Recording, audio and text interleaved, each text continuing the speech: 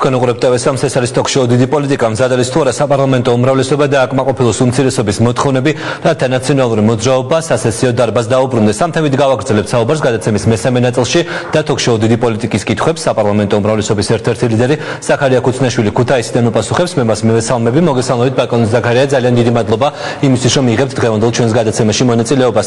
თქვენს წინ ჩვენი სტუმარი იყო სერგო რატიანი, რომელმაც განაცხადა, რომ ელოდება განცხადება საქართველოს პარლამენტის თავმჯდომარისა და კოალიცია ქართული ოცნების მხრიდან, რათა გაემიჯნონ ისინი პარლამენტში მომხდარ მოვლენებს, გულისხმობ ჩხუბს სერგო რატიანსა და გიორგი ბარამიძეს შორის და იმ პათოს, რომელიც ამ პროცესებს წინ ახდა და მხოლოდ ამის შემდეგ დაბრუნდებიან ისინი დარბაზში. მზად ხართ თქვენ გადადგათ ეს ნაბიჯი?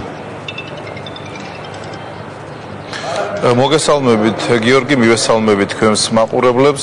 მე ვფიქრობ, ნაციონალური მოძრაობა ეძებს საბაბს იმისათვის, რომ ამ თოვლიან ზამთარში არ იაროს პლენარულ სტომებზე. ეხლა ის რომ 2 და 3 კაცი არის ქუთაისში, 40 დეპუტატთან, ეს არნიშნავს იმას, რომ დეპუტაცია წარმოადგენლია პარლამენტში და ასრულებს მის მოვალეობას. რაც შეეხება გაკეთებულ განცხადებას, მინდა დავსვათ ერთი მარტივი შეკითხვა.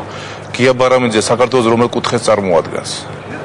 როცა საუბრობენ კუთხურ შუღლის გაღვივებაზე, შუღლს ხო მინიმუმ 2 მხარე უნდა ყავდეს ამ შემთხვევაში. ამ შემთხვევაში საუბრობენ ისინი სოსო ჯაჭვლიანზე ბატონ ზაქარია. ხო და გია ბარამიძე საქართველოს რომელ კუთხეს წარმოადგენს? კუთხური შუღლი ნიშნავს იმას, რომ ერთი კუთხე მეორე კუთხესთან დააპირისპირო. და გია ბარამიძე საქართველოს კუთხე არის?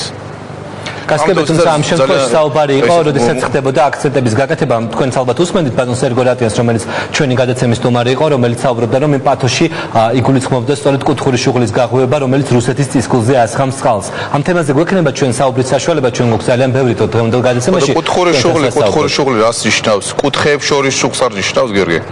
ნოდარი ის კუთხური შუღლი ნიშნავს კუთხეებს შორის შუღლს. ეს ნოდარი ბოდის ვიხდი. კუთხეებს შორის შუღლს და გია ბარამიძე რომელ კუთხეს წარმოადგენს მეთქი საქართველოს? ამაზე ალბათ პასუხს ანუ ამ შემთხვევაში არაფერ შუაში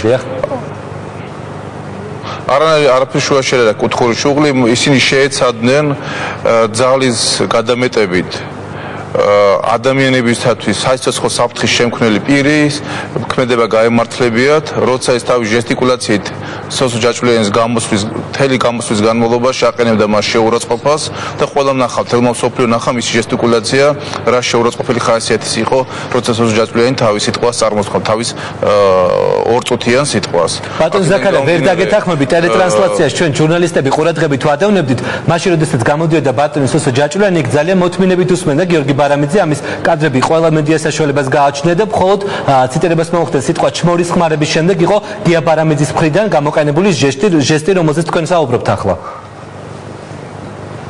თქვენ შეგიძლიათ ვერ დამეთანხმოთ, მაგრამ კადრების სხვა რამეზე მეტყველებენ. ჟესტიკულაცია ნიშნავს აზრის გამოხატვას არავერბალური ფორმით. ამიტომაც გადაატრიალეთ თქვენი კადრები და ნახავთ, რომ სანამ გია ბარამიძე გამოყენებულ ფრაზას გამოიყენებდა სოსო ჯაჭვლიანი გია ბარამიძეს საწინააღმდეგოდ, იქამდე იყო ის ჟესტიკულაციები, რაც თელმა მსოფლიო ნახავთ. გადახვეთ კადრები და ნახავთ თქვენ ამ ჟესტიკულაციებს. კი ბატონო, ეს არის ძალიან შეურაცხყოფელი ხასიათის ეს. გასაგებია, ანუ თქვენ ფიქრობთ, რომ სიტუაციის პროვოცირება გიორგი ბარამიძემ მოახდინა ხდომათა დარბაზში და არა დეპუტატმა სოსო ჯაჭვლიანმა? ნაციონალური მოძრაობა ცდილობს წარსულში ჩადენილი უმძიმესი დანაშაულის გადაფარვას, ეგრეთ წოდებული კუთხეებს შორის შუღლის გაღვივების ბრალდებით ან უკრაინის საკითხზე საქართველოს პარლამენტის პოზიციით. აი მას ცდილობს. იმიტომ რომ გადავიდეს ყურადღება იმ მძიმე დანაშაულთან, რაც ჩადენილი იქნა საქართველოს უახლოეს ისტორიაში. ვინ გამოაცხადა აფრაზის დამნაშავედ? ითხარით, არსებობს სასამართლოს განაჩენი, რომელთაც იცნობილია დამნაშავედ. და როც ყოფილიყო სასამართლო განაჩენი მის დამნაშავედ გამოცხადების თაობაზე, აქვს ვინმეს უფლება, რომ დამნაშავის ოჯახის წევრები სიცხეს ჩააყენოს საფრთხის ქვეშ და სამხედრო იარაღი გამოიყენოს ვერტმფრენებიდან დაწყებული, მიდამთავრებული, წყვილებქვევით დამთავრებული მათ საწინააღმდეგოდ. ვინმეს აქვს ამის უფლება? გასაგებია, მაგრამ მე ისევ გაგიმეორებთ კითხვას, რომელიც თქვენ დაგისვით. თქვენ ფიქრობთ, რომ გიორგი ბარამიძემ ვინმეს უფლება? გასაგებია, ბატონ, მე ამ შემთხვევაში თქვენი მოპასუხე არ ვარ, მე ვარ წამყვანი, რომელიც სვავს კითხვას, უბრალოდ მე თქვენ გაგიმეორებთ კითხვას. გიორგი ბარამიძემ მოახდინა თქვენი აზრით სიტუაციის პროვოცირება თუ დეპუტატმა ჯაჭვლიანმა პარლამენტის ხდომათა დარბაზში? მე თქვენი პოზიცია მაინტერესებს. დეპუტატი ჯაჭვლიანი უკვე 1 წელია ითხოვს ამ ფაქტის გამოძიებას. და თუ შინაარსი მოусმენთ მას ყურადღებით, ის ამბობს, რომ მე მოვითხოვ არა ლინჩის წესით გია ბარამიძის პასუხის მოთხოვნას, არამედ საგამოძიებო პროცედურების დაცვით.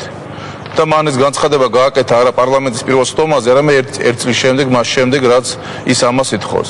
მე დიდი იმეს გამოთქვავ, რომ საქართველოს მთავარი პროკურატურის ახალი შემადგენლობა დაიწყებს ამ საკითხის გამოკვლევას და დაადგენს ქონდა თუ არა ძალის გადამეტებას ადგილი უფლებამოსილების ბოროტად გამოყენების გზით, რომელმაც საიცოცხლო საფრთხე შეუქმნა უამრავ ადამიანს, რომელიც შეფუთული იყო უზარმაზარი პიარ ტყუილით, როცა კალაძეების ოჯახის წევრის კვალი აღმოაჩინეს სვანეთის ამ სოფელში. ეს დაგავიწყოთ ეს ისტორია საქართველოს უახლოეს წარსულში. გასაგებია, მაგრამ საგამოძიებო უწყების წარმომადგენლები ბოლო 1 წლის განმავლობაში და უფრო მეტია ამ შემთხვევაში თქვენი პოლიტიკური გუნდის წარმომადგენლები არიან. თუ ეს საკითხი ასეთი აქტუალური იყო, გასული 1 წლის განმავლობაში რატომ არ მოხდა ამ საკითხის გამოძიება? ხოდა დეპუტატი სწორედ მაგიტომაა დეპუტატი, რომ ის როგორც ხალხის წარმომადგენელი ვალდებულია დააყენოს ის საკითხები, რაც ხალხს აინტერესებს.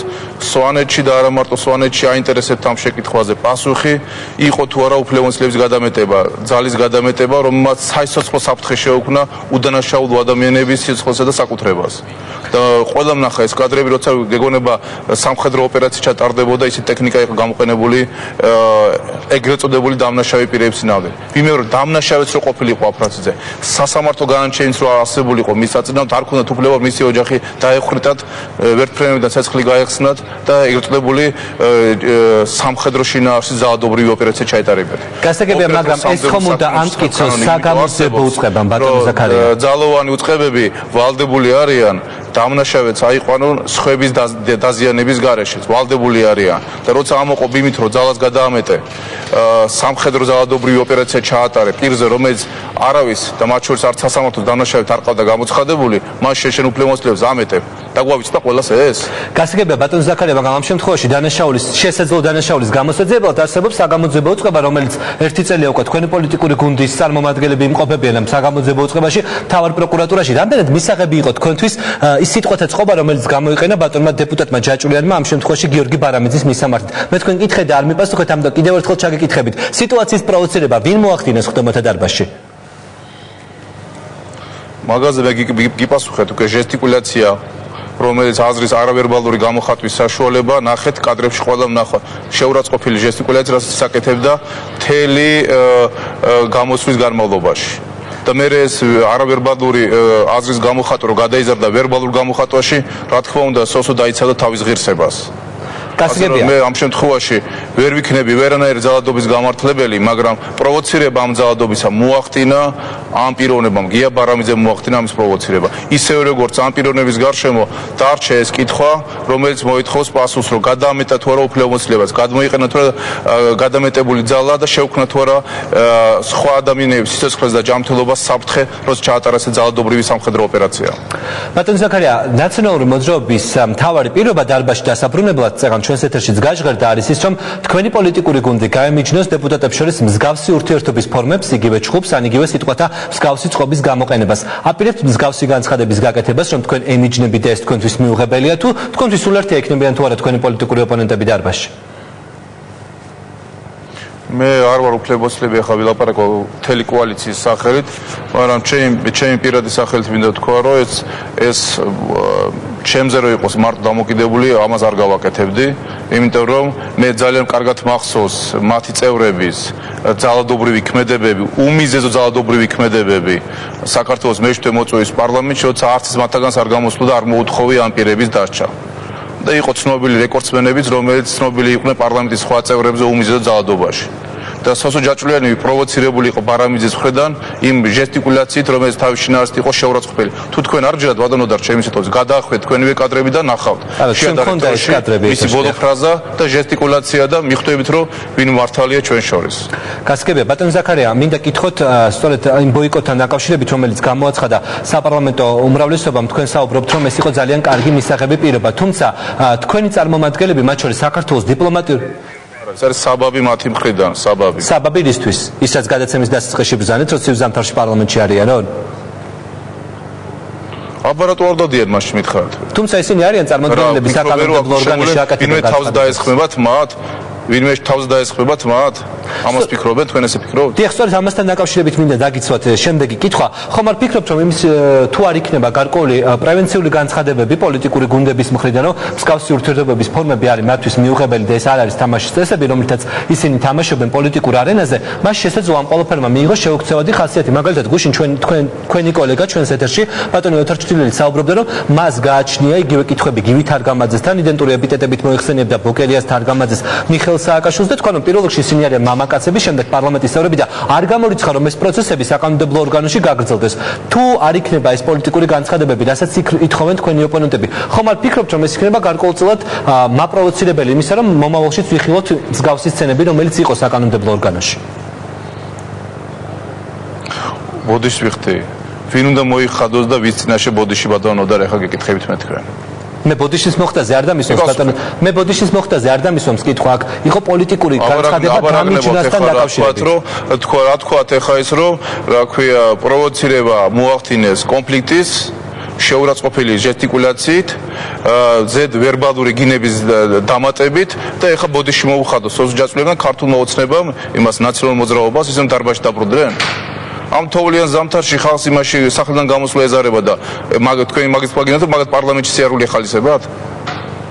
გასაგებია, ბატონ ზაქარია, მინდა კითხოთ, გუშინ საქართველოს ელჩმა საფრანგეთში ეკატერინე სირაძე დელონემ გააკეთა განცხადება სოციალური ქსელის საშუალებით, რომ ის გრძნობდა ძალიან დიდ დისკომფორტს იმ კადრების გამო, რომელიც იხილა მსოფლიო მედია საშუალებების ეთერში, მათ შორის ფრანგული ტელევიზიების ეთერში, ევრონიუსის ეთერში, BBC-ს ეთერში. ყველა სატელევიზიო არხის მთავარი ტექსტი ლიდი იყო ის, რომ რეალურად საქართველოს პარლამენტში დაიწყო ჩხუბი უკრაინასთან დაკავშირებული განცხადების მიღების დროს, რომ აცთა სხვადასხვაობა უმცირესობასა და უმრავლესობას შორის გამოიწვია ამ განცხადებამ. იდენტურ განცხადებებს აკეთებენ ნაციონალური მოძრაობის წარმომადგენლები, მათ შორის საუბრობდა სერგო რატიანი ჩვენთან სტუდიაში. რატომ როგორ ფიქრობთ, რომ თუ რეალურად მიზეზი არის სხვა, მთელი მსოფლიო მედიის კონტექსტი იყო სწორედ უკრაინასთან დაკავშირებული და ხომ არ აზარალებს ეს ყველაფერი ქვეყნის საერთაშორისო იმიჯს? ესე იგი, ჯერ იყენებენ მიზეზად თუ საბაბად კუთხურ შუღლს, თამდებს ვერ ასახელებენ რომელ კუთხეებს შორის ჩამოაგდო შუღლი. შუღლი ნიშნავს ხარებს შორის კონფრონტაციას და ხარები ნიშნავს იმას, რომ ორი მაინც უნდა არსებობდეს. შუღლის შემთხვევაში თავის თავს ხო არ ეჭხობა ჯაჭულიანი არა? ეჭხობა გია ბარამიძეს. ეხა კუთხური შუღლი აღარ მოგწონს და ეხა გადავით იმაზე, რომ ეს არის უკრაინული თემაზე განცხადებასთან დაკავშირებული ისა კონფლიქტი. ნუ ბოდიშ ვიხდი რა, ნუ შეყვავ ჩვენი მოსახლეობა იმაში. ისე სიცრუის იმაში სფეროში. რა შუაშია უკრაინაში განვითარებული მოვლენები იმ განცხადებასთან, რაც ამ პიროვნებამ გააკეთა, რომ აინტერესებს ამ პიროვნებას, ქონდა თუ არა ძალის გადამეტებას ამ შემთხვევაში ადგილი, უფლებამოსილების გადამეტებას და ადამიანებს უდანაშაულო ადამიანებისათვის სიცოცხლის და ჯანმრთელობისათვის საფრთხის შექმნას. აი ამ ესაკითხავს. სოფლიო მედიამ გააშუქა ევრონიუსის ძალიან ნორმალურად იმიტომ რომ მთავარი პროკურატურას ყავს ახალი ხელმძღვანელობა და მთავარი პროკურატურას რო ყავს ახალი ხელმძღვანელობა, ბუნებრივია მის წინაშე დაიცვა ეს საკითხი. და მე დარწმუნებული ვარ, იმედს გამოთქვავ, რომ ეს შეკითხვები იქაც არსებობს და იქაც დაიწყება ამ საკითხის მსვლელობა. ეს დასვა სოსო არის ისე როგორც ნებისმიერ დეპუტატი არის ხალხის წარმომადგენელი. მას ევალება პარლამენტში გაახმოვანოს ის, რასაც ხალხი ლაპარაკობს სახლებში და ქუჩებში. არათუ ეს მისი პირდაპირ მოვალეობა, წარმომადგენლის მოვალეობა. ამიტომაც ხალხს არა მარტო სვანეთში, არამედ თბილისშიც, სამეგრელოშიც ყველგან აინტერესებთ რა მოხდა მაშინ. იყო თუ არა აფრასიძე სასამართლოს განაჩენი დამნაშავე ცნობილი, ოჯახის წევრები დამნაშავე ცნობილი, ადგილი ქონდა თუ არა ძალის გამოყენებას, შეუქმნა თუ არა ამ ოპერაციამ საიცოცხლო საფრთხე ადამიანების ქონებას საკუთრებას და ის პიარ შეფუთო რაც ამას ახდა თან. რომ კალაძეების გამტაცებლების ძვლებია თუ ისინი აღმოაჩინეს თუ ძმის ისინი აღმოაჩინეს ბოდიშ ვიხდი სპენელის წინაშე სვანეთში იყო თუ არა ეს სიმართლე.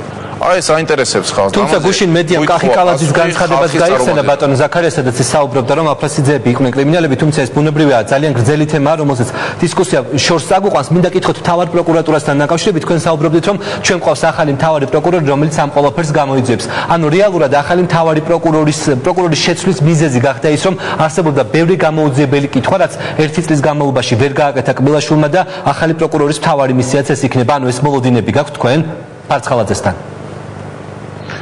არჩიკომ გააკეთა განცხადება თავის გადგომის თაობას და განცხადების შინაარსი არის საჯარო. რაც რის გამოც ის ადამიანი წავიდა თანამდებობიდან, მან ეს თქვა. ასე რომ ნუ ვეძებთ ახლა სხვა რაღაც თქვენ რა მოლოდინები გაქვთ ხალხისთან პროკურორი მოვიდა თავისი გუნდით და დაიწყო მან მუშაობა. Რა თქმა უნდა, არის ინტერესი გაახმოვან ამ კაცმა ხალხის ინტერესის ერთ-ერთი საქმე და ბუნებრივია მას როგორც ხალხის წარმოადგენს ეს უფლება ჰქონდა. რა არის ამაში გასაკვირი? პარლამენტის წევრები სწორედ მაგაში ვიღებთ ჯამაგირს, რომ ხალხის ინტერესები წარმოვადგინოთ და ხალხის ინტერესები დავიცვათ. ამაში გვიხდის ხალხი ჩვენ ფულს და არა ჩვენი ინტერესები დავიცვათ და ჩვენ ოჯახებზე ვიზრუნოთ მარტო.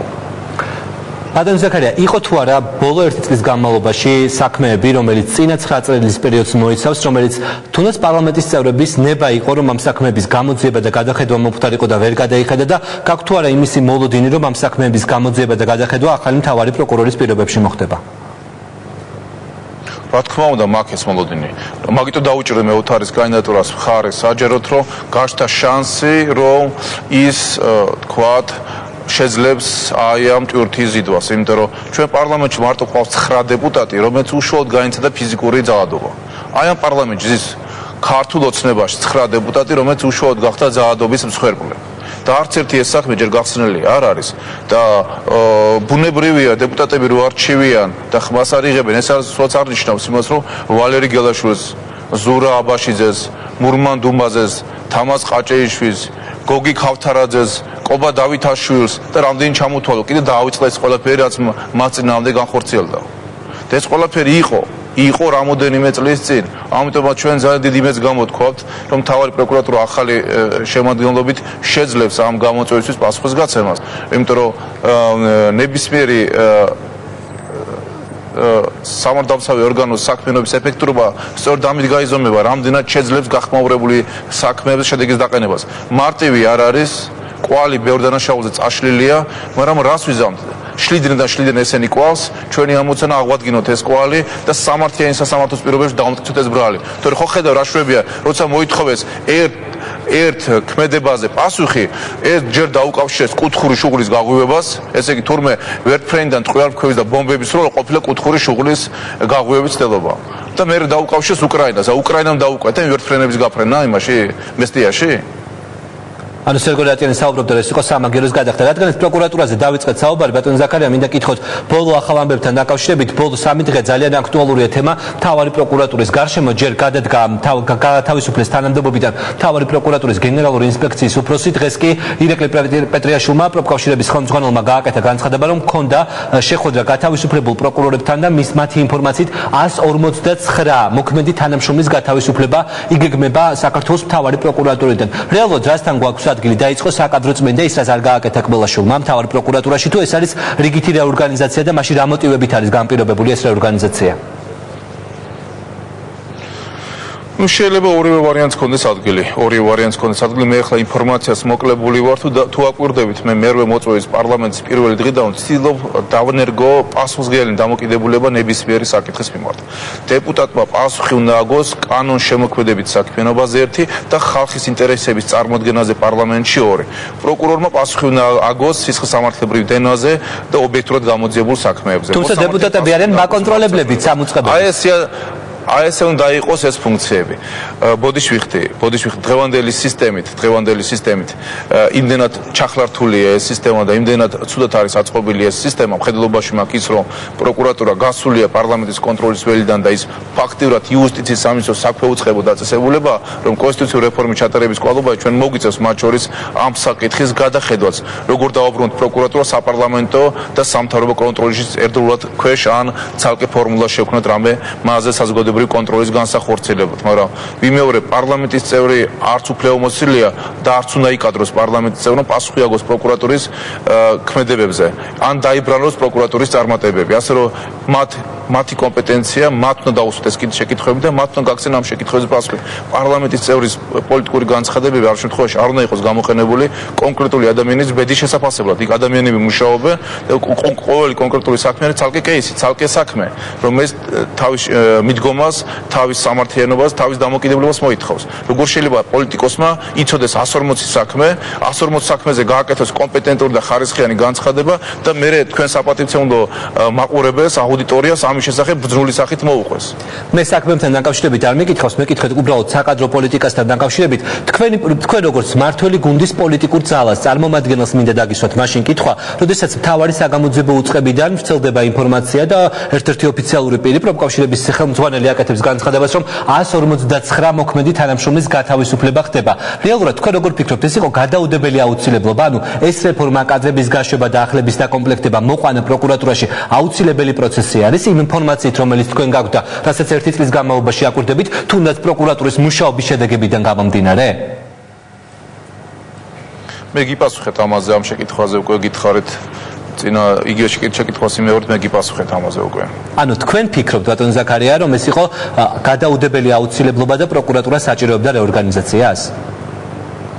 მე მინდა უბრალოდ რომ დააკონკრეტოთ, მაგრამ როგორც ჩანს არ მომისმინეთ როგორც ჩანს. არა, მე გისმენთ განსაკუთრებული პარლამენტის წევრს კონდეს შეუძლებელია პარლამენტის წევრს პასუხისმგებლია პარლამენტის წევრს კონდეს ინფორმაცია იმის შესახებ, რა ხდება ამ 140 პირის გარშემო. მე ყოველთვის მიმაჩნია და მივიჩნევ, რომ თუ ადამიანი მიიჩნევს, რომ სამსახურიდან მისი განთავისუფლების მოთხოვნა არის უკანონო, დაიცვას თავისუფლებები. ყოველთვის მიმაჩნდა და ამას გავაკეთებ ყოველთვის უმრავლესობაში ვიქნები თუ უმცირესობაში ვიქნები. მაგრამ მე არ ვიცი და არ შეიძლება იცოდეს პარლამენტის წევრმა რა ხდება პროკურატურის 140 მუშაკის მიმართ. იქნებ იმ 140 კაცში არიან ის ადამიანებიც, ვინც თელი წლების განმავლობაში ატარებდა და ძალადობდა ჩვენს მოქალაქეებზე.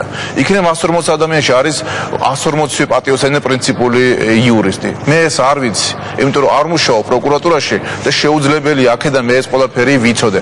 არც სახელი და გვარები ვიცი და არც საქმეები ვიცი. ვისთანაც მივიდნენ, პეტრიაშვილთან მივიდნენ, პეტრიაშვილს კითხეთ. ახალგაზრდა იურისტთა ასოციაციაში მივიდნენ, მათ კითხეთ. ჩვენთან არ მოსულან არავინ ამ სამდრო. თუ მომართავენ განცხადებით და შევისწავლეთ, მე უფრო კომპეტენტურ დასკვნას მოგცემთ. გესმითინო და რას ვსაუბრობ. გასაგებია ბატონ ზაქარია, თქვენი პოზიცია. მინდა კითხოთ ასევე კიდევ ერთ მტკივნეულ თემასთან დაკავშირებით, ეს არის მართლმსაჯულების ხარვეზების დამდგენი კომისია. ამ თემასთან დაკავშირებით დღეს ეს საკითხი კიდევ გახდა აქტუალური. 160 მეტი პატიმარის შიმშილობს რუსთავის ციხეში იყო ბოლო ახალი ამბები, რომელიც მედია საშუალებებმა გაავრცელეს, ისინი მოითხოვენ ამ საქმეების გადახედვას.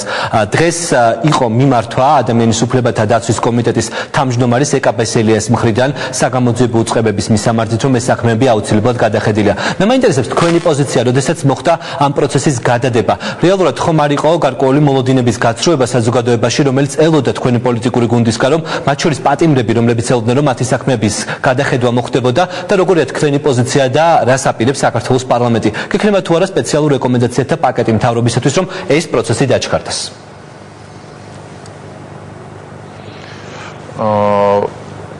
მართლმსაჯულების ხარვეზების დამდგენი კომისიის შექმნა განპირობებული არის ჩვენი მთავარი დაპირების შესრულებით.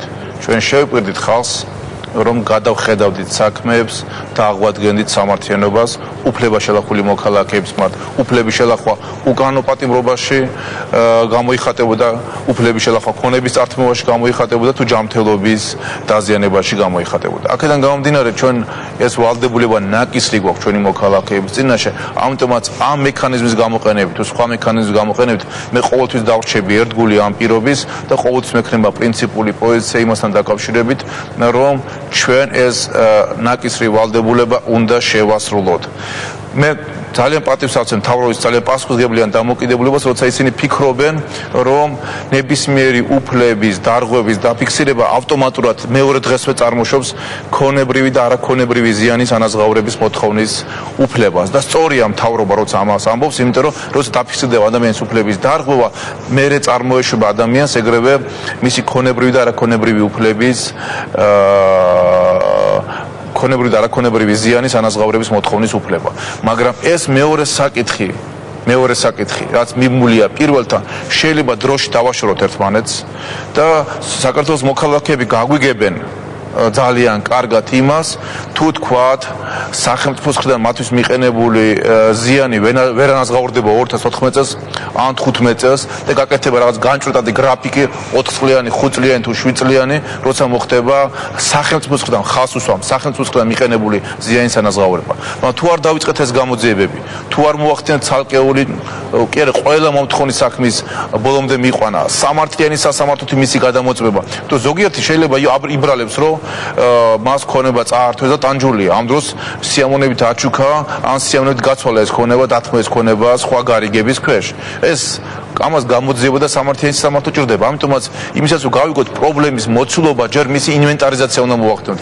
ინვენტარიზაცია შეუძლებელია გამოძიების დაწყების და სასამართლოების ჩატარების გარეშე. და თავისთავად ის პოზიცია, რაც მთავრობას აქვს, ეს ამ პოზიციას ხალხი გაიგებს, თუ ჩვენ მათ შევპირდებით და ვეტყვით, რომ დაიწყება პროცესი, გამოძიება სასამართლო დაადგენს მართლაც იმას, ვინ დაზიანდა, დაზარალდა უკანონოდ და ვინ კანონიერად, ხოლო უკანონოდ დაზარალების მიმართ იქნება გაკეთებული რაღაცა განჭვრეტადი გეგმა გრაფიკი, რომლის მიხედვითაც 3 წელში, 4 წელში, 5 წელში, 7 წელში მოხდება ამ ზიანის ანაზღაურება. ხოლო ის ქონებები, რომელიც ნატურის სახით, ფიზიკური სახით არსებობს სახელმწიფოს მმართველობაში, მათთან მიმართებაში მე პრობლემას ვერ ხედავ, ის კიდევ უფრო ადრე შეიძლება იქნას დაბრუნებული კანონიერი მესაკუთრის მფლობელობაში. ასე რომ მე ვერ ვხედავ ჩიხურ სიტუაციას, უფრო მეტი კომუნიკაცია საჭირო და უფრო მეტი მუშაობა საჭირო იმისათვის, რომ ჩვენი მთავარი დაპირება, რაც მივეცეთ ქართულ ხალხს, შევასრულოთ ბოლომდე და ვიყოთ პირნათელი ჩვენი ამომრჩევლის და ჩვენი მოქალაქეების. ბადები რა შეიძლება იყოს ბატონო ზაქარია, იმიტომ რომ რეალურად ეს ადამიანები ნაწილი, რომელიც მოითხოვს თავისი საქმეების გადახედვას და რომელიც დღეს ციხეში მშრალ შიმშილობაზე გადავიდა, ეს ადამიანები ახლაც პატიმრობაში იმყოფებიან, სამუდამო პატიმრობა მსჯილები არიან. შესაბამისად, მათთვის ყოველ დღესა და წუთს ძალიან დიდი მნიშვნელობა აქვს. თქვენი აზრით, როგორც მართველი პოლიტიკური გუნდის წარმომადგენლის აზრი მაინტერესებს, რა ვადებზე შეიძლება იყოს საუბარი? შეიძლება იყოს 3 თვე, 6 თვე, 1 წელი, 2 წელი, როდის შეიძლება დაიწყოს ეს პროცესი? თქვენი რეკომენდაცია როგორც დეპუტატის რა იქნება მთავრობის მიმართ ვადებთან დაკავშირებით? წინა პასუხში მე ფაქტობრივად მოგახსენეთ ჩემი აზრი, როგორ უყურება ამ საქმეს. თქვენ თქვით, რომ სწრაფად უნდა მოხდეს, თუმცა ამ შემთხვევაში სწრაფად რა ვადეს გულისხმობთ? უკანონო პატიმრებთან მიმართებაში კიდევ უფრო მარტივად არის საქმე იქიდან გამომდინარე, რომ თუ ხანდაზმული არ არის საქმე და ახად აღმოჩენილი გარემოებას გაუთანაბრებთ კანონში ერთი პატარა ცვლილების შეტანით, რომ 2004-2012 წლებში მართლმსაჯულების სისტემაში არსებული ხარვეზების და ადამიანის უფლებების მასობრივი დარღვევის გამო ყველა მოქალაქეს მიეცეს მისი სურვილის შემთხვევაში მის მიმართ გამოტანილი გამამტყუნებელი განაჩენის გადამოწმების უფლება და ამას კომისია პირველ ეტაპზე და შემდეგ სასამართლო გაატარებს თავის ფილში და დაადასტურებს, ეს რა თქმა უნდა პროცესს პატიმრებს მისცემს შვებას და ისინი მიხვდებიან, რომ 3 თვეში დაჭირდება ამას, თუ 6 თვე დაჭირდება, თუ 9 თვე, ისინი თუ მართლები არიან და არაფერი მოუპარავთ, არავიზე უძელადიათ, არაფერი ცუდი არ ჩაუდენიათ, დაუბრუნდებიან საკუთარ ოჯახებს. პროცესის დაწყებაა საჭირო. პროცესის დაწყება ეგრევე შემოიტანს სამოქალაქო მშვიდობას საზოგადოებაში და გააჩენს იმ დამოკიდებულებას, რომ თავარ დაპირება სრულდება. ამიტომაც ვარ მე ესეთი აქტიური კომაგი ჩვენი თავარ დაპირების დაწყებისა, იმიტომ რომ მის გარეშე ბევრი კომპონენტი შესრულდა სამართლიანობის აღდგენის კუთხით, ბევრი კომპონენტი შესრულდა, მაგრამ რა თქმა უნდა უკანონო პატიმრებთან მიმართებაში, ქონება ჩამორთმეულ მოქალაქეთა მიმართებაში სამართლიანობა აღდგენილი არ არის. ამიტომაც პროტესტი მათი მხრიდან ამას ეფუძნება. პროცესის დაწყება მოხსნის ამ ფონს და შემოიტანს სამოქალაქო თანხმობას ჩვენ საზოგადოებაში.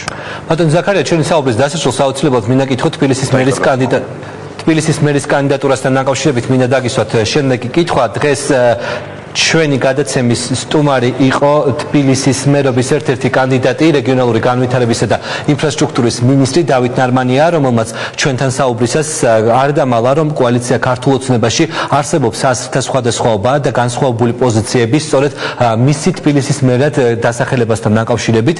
მათ შორის მე მახსოვს ერთ-ერთი თქვენი განცხადება იყო, როდესაც თქვენ თქვით, რომ ფრაქციის ხდომაზე ეს არ ყოფილა განხილული დავით ნარმანიას თბილისის მერად დასახელების კანდიდატი. მაინტერესებს დასახელება. მაინტერესებს რჩება თუ არა აზრთა სხვადასხვაობა ნარმანიას მერობასთან დაკავშირებით და ბატონ ზაქარია მინდა კონკრეტულად კითხოთ რეალურად ქართულ ოცნებაში არის თუ არა დღეს აზრთა სხვადასხვაობა ნარმანიას თბილისის მერობასთან დაკავშირებით და შეიძლება თუ არა ის რასაც დღეს აქტიურად წერს პრესა მათ შორის მამუკა არაშიძის ინტერვიუ იყო სადაც ის საუბრობდა რომ შიგნით კოალიციიდან იცის რომ აზრთა სხვადასხვაობაა და შეიძლება შეიცვალოს მერობის კანდიდატი თუ განიხილავს ამას თქვენი პოლიტიკური გუნდი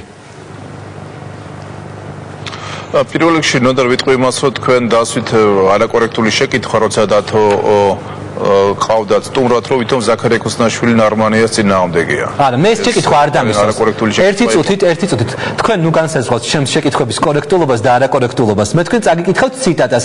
თქვენს მიერ გაკეთებულ განცხადებას 26 ნოემბერი 2013 წელი 11 საათი და 14 წუთი. ზაქარია ქუსნაშვილის ციტატა.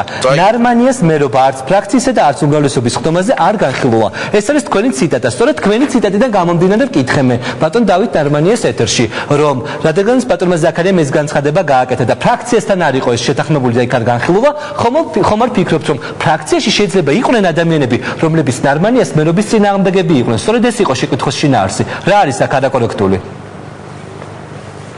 არაკორექტული არის ის რომ ფრაქციის თომაზე ან უმრავლესობის თომაზე არ განხილულა ეს საკითხს არ ნიშნავს იმას რომ ზაქარია არის ნარმანიას წინააღმდეგი. მე არ მithქვამს რომ თქვენ წინააღმდეგი ბრძანდებით. ბატონ ზაქარია, მე არ მithქვამს რომ მე მოვახდინე კითხვის ციტირება. მე არ მithქვამს ეთერში რომ თქვენ ხართ მე არ მithქვამს ეთერში რომ თქვენ ბრძანდებით წინააღმდეგი. კონტექსტში ასე იქნა წაკითხული, რომ ზადაპაპოვას მე მოვახდინე ციტირება კიდევ ერთხელ. თქვენი ციტატა და დავსვი კითხვა. ასე რომ ის ხო და რა წერია მე მან წერია რომ ზაქარია ქუსნაშვილი წინააღმდეგია ნარმანიას. მე ვთქვი რომ არ განხილულა და როდესაც საკითხი არ წერია მან და ეგეთი რამე. ბატონო ზაქარია, მე ვთქვი რომ არ განხილვა ნიშნავს რომ წინააღმდეგი ვარ. მე კითხვის ფორმულირება იყო შემდეგი. თუ საკითხი არ განხილულა ფრაქციის შიგნით, ხომ არ ფიქრობთ რომ შეიძლება ფრაქციაში მე წინააღმდეგი ეთერში არ მithქვამს ბატონო ზაქარია. მე ვთქვი მოვახდინე თქვენი ფრაზის ციტირება და იქ დავაკონკრეტე რომ ფრაქციაში როდესაც ადამიანებთან ეს საკითხი არ განხილულა, ხომ არ ფიქრობთ რომ შეიძლება იქ იყვნენ ადამიანები, რომლებიც იქნებიან თქვენი წინააღმდეგები. აქედან გამომდინარე თქვენ გისვავთ კითხვას რომ ქართულ ოცნებაში როდესაც პრესა წერს აქტიურად ამის შესახებ, ხომ არ შეიძლება თბილისის მერობის კანდიდატის შეცვლასთან დაკავშირებით მომწიფდეს მოსაზრება? ესე იგი პირველ რიგში ჩვენი უმრავლესობა არის დემოკრატიული უმრავლესობა და მას არ ეშინია აზრთა სხვადასხვაობის და სწორედ მაგიტომ არის მდიდარი ჩვენი უმრავლესობა რომ ქართულ ოცნებაში შემავალი ჯგუფები არიან თავისი არსით დემოკრატიული გაერთიანება და არასდროს არც გვიკადრია და არც ვიკადრებ რომ ჩემი კოლეგა დავძრახო მისი განსხვავებული აზრის გამო ეს მისი უფლება და არავის არ აქვს უფლება თავის კოლეგას ჭკუა ასწავლოს ან ქოქოლა დააყოროს იმის გამო რომ ჩემი და მისი აზრები ერთმანეთს არ ემთხვევა. ასე რომ დემოკრატიული უმრავლესობა იმით განსხვავდება ნაციონალური უმრავლესობისაგან, რომ შეიძლება არსებობდეს დავით ნარმანიას მხარდამჭერ დეპუტატები, შეიძლება არსებობდნენ არამხარდამჭერ დეპუტატები. ისე როგორც თვითმმართველობის კოდექსის მიღებისას არსებობდა კითხვები და ამ კითხვების დასმით და მსჯელობით ბევრად გავაუმჯობესეთ ის ვარიანტი, რაც წარმოდგენილი იყო, ამას აღიარებს პარლამენტიც, აღიარებს მთავრობას, აღიარებს საზოგადოებრივი ორგანიზაციებიც, აღიარებს არასაპარლამენტო პარტიებიც. ამაშია ჩვენი უპირატესობა სიძლიერო, ჩვენ განსხვავებული აზრის, ერთმანეთთან პოლემიკის, ხშირ შემთხვევაში შენიშვნის მისცემისას არ გვეშინია. ეს აღარ არის ნოტარიუსთა პალატა მერვე მოწვევის პარლამენტი და თითოეული დეპუტატი თუ ამას გაისიგრძე განებს და მიხვდება კიდევ უფრო მეტად განვითარდება ჩვენი ქვეყანა, იმიტომ რომ წარმომადგენლობითი დემოკრატია არის ერთ-ერთი აუცილებელი საგარანტიო პირობა ჩვენი პრობლემების დაძლევის. თუ აქ ხალხი შეშინებული იქნა, განსხვავებული აზრი ვერ თქვა, ქუჩაში კიდევ უფრო შეშინებული და დაზაფხული იქნება ხალხი. თუ აქ იმას ილაპარაკებენ დეპუტატები, რასაც ლაპარაკობს ხალხი ქუჩაში, მაშინ ეს უარყოფითი მუხტი, რითაც დღეს სავსე არის უკრაინის დედაქალაქის ქუჩები, ასეთი უარყოფითი მუხლით რუსთაველის პროსპექტი და ქუთაისის ქუჩები არ შეივსება. ამიტომაც მე ძალიან მომწონს, რომ ჩემი კოლეგები არ გაურბიან თამამ ას, სანამ ვიყავი ფრაქციის თავმჯდომარე იმ 400 დღის განმავლობაში არასდროს არ მიმეცია ჩემი თავისუფლება, რომ ვინმესთვის ეს გამოხატვის თავისუფლება დამეშალოს. პირიქით იყო ჰარმონიული და თანასწორი თანამშრომლობა და ეს ტრადიცია უნდა გაგრძელდეს. ასე რომ ზაზაპაპუაშვილსაც მე პატივს ავცებ, მაგრამ რა თქმა უნდა ამ შემთხვევაში მე ნარმანიას კანდიდატურას ცუც ვერაფერს ვერ ვხედავ და ამიტომაც არ მომეწონა როცა ერთ კონტექსტში იქნა წარმოდგენილი თქვათ ჩემი ეს საინფორმაციო შინაარსის განცხადება და დამოკიდებულება კონკრეტულ პერსონაჟთან მიმართებაში. ბატონ ზაქარია, ამ შემთხვევაში თქვენ საუბრობთ, რომ არსებობენ ნარმანიას მხარდამჭერი და არა მხარდამჭერი დეპუტატები.